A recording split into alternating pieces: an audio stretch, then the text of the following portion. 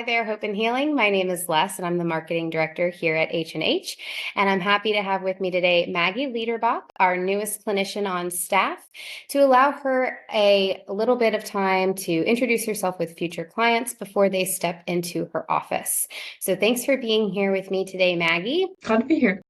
And can you briefly give us a little bit of background information and share why you decided to become a therapist? For sure. So initially, I was in the education field. I was a middle school and high school teacher, and I loved that. But I routinely found myself really frustrated that I wasn't equipped to meet my kids' needs because pretty regularly I had students with panic attacks or behavioral issues that were taking over so much more of their brain than anything that I could get them hyped about or get them connected to or motivated to get done. So after a short time in the education field, I jumped tracks and started going more into counseling. Lots of crossover between education and mental health.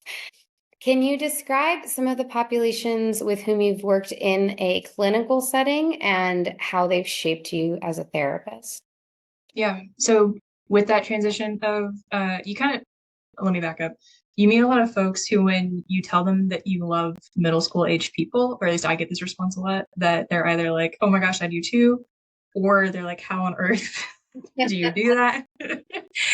And I always find that so fun and telling because it's in both education and clinical. I've worked with people like with 11 to 15, so like that tween beginning teenage years.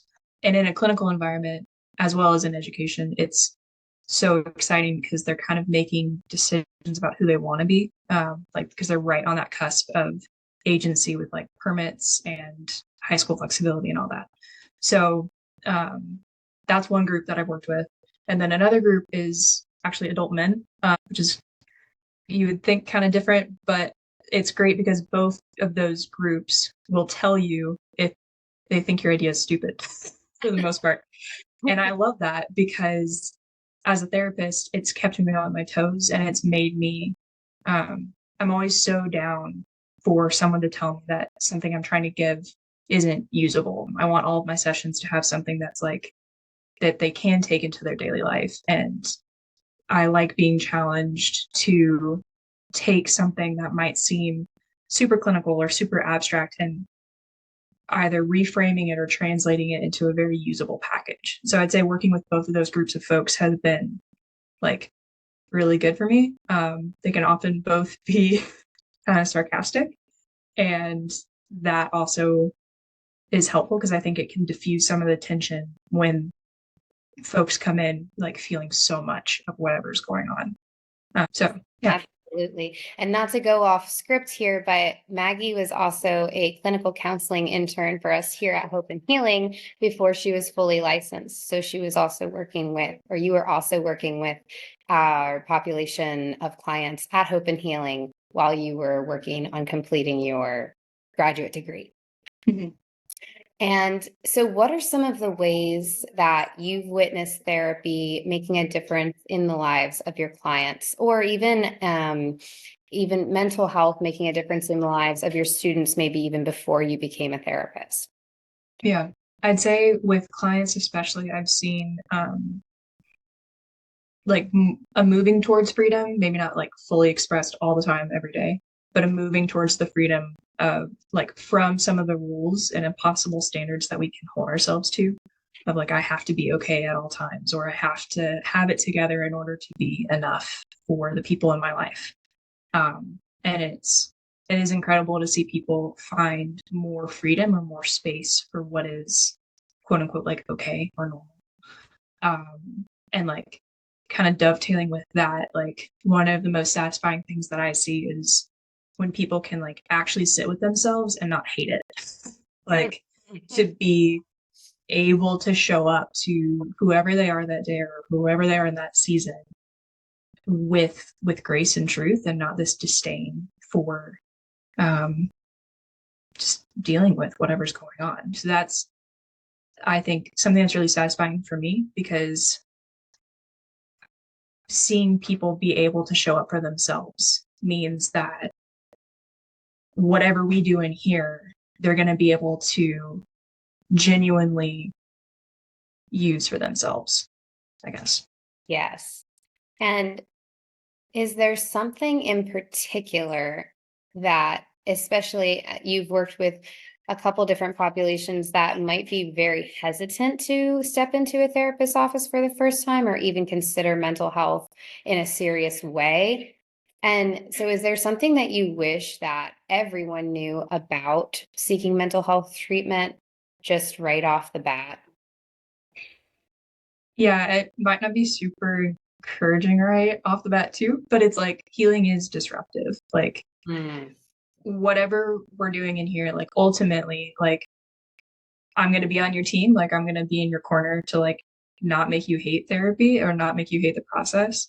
But at the end of the day, like healing is disruptive, and at some point like you're going to get your hands dirty, and I'm going to be there to be there with you, and hopefully any good therapist will be there to join you in that process. But it's, I think, hopefully that's encouraging at some degree where it's like there is the healing, there is the hope for healing, and nice. But that aspect of like each person matters enough to do the work that will be uncomfortable to get to that hoped for place of the new normal or the better daily functioning. I love that. Very realistic preface. And also to really help ground people in what's not meant to be a quick fix, but really a journey of its own and something that you really do need to kind of prepare for. Is there something that you would say to someone who's been considering seeking therapy, but they just don't know where to start? Anything that when we go online and we type into Google, sometimes the results can be overwhelming, even maybe so overwhelming that it makes us kind of shut down. So where would you suggest starting for someone who's interested in giving it a try? Yeah. Something that on like the a practical side is like if you know someone who has a good connection with their therapist, that might be like that is, at least in my experience, like always been very beneficial is kind of a word of mouth, like knowing like if you're seeing this person improve, if they're talking about it positively, like, and that might be a good stepping stone for anyone who's hesitant to be able to know that there's someone in their life who benefits from a specific person or from a specific agency or whatever. But as far as like a practical, like going on to Google and doing all that, that might be what I would suggest because it's something that I know I've benefited from and others in my life have. But another thing that I find helpful for a lot of folks is using like a physical health analogy. If you're like unsure about where to start going to therapy, you can think about it in the sense that like some people need to do medical evals for their job fairly regularly.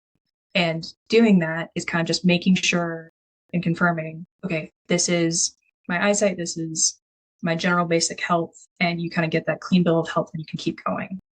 You can look at a first time meeting with the therapist as kind of that. You can check in with these are the basics, or whether or not this is the person that I want to keep seeing to do the check ins with. Or if you think about like someone who does sports, your coach is going to give you different exercises to improve in, or a good coach will give you exercises to improve in areas of weakness. And therapy can be that too. It doesn't have to be this. I think people can set it up in an overly clinical, like, I'm going to get a diagnosis that tells me I am wrong, versus this is a person who might have the resources to help strengthen an area that I'm not as strong in yet that I want to be. So kind of using I find that framework helpful to get started is like, even if you just know that something doesn't feel right, people go to a chiropractor for that all the time. And there's not a shame associated with it. Mental health is and can be that in so many ways where, you can come to Open Healing, you can come to an agency and just state that in the same way that you go to a chiropractor and they'll respond or be responsive to that. Yes. And for anyone who has watched this video, you might be watching it on our website, hopehealingtherapy.com. You might also be watching it on social media or on our YouTube channel. If that's the case, you can go to hopehealingtherapy.com, click our contact tab, and fill out a request to schedule an appointment with Maggie or any of the providers as you go through our Meet the Team page. Most of our providers will have one of these videos available so that you can get a little bit of an introduction to them as a person and a therapist before coming in and scheduling your first appointment. So thank you very much, Maggie, for joining me and being willing to share today. And is there anything, any final words that you have for us, or did we just about cover it? I think that's it. We nailed it. Thanks so much, and I'll talk to you again soon. Take care. Bye.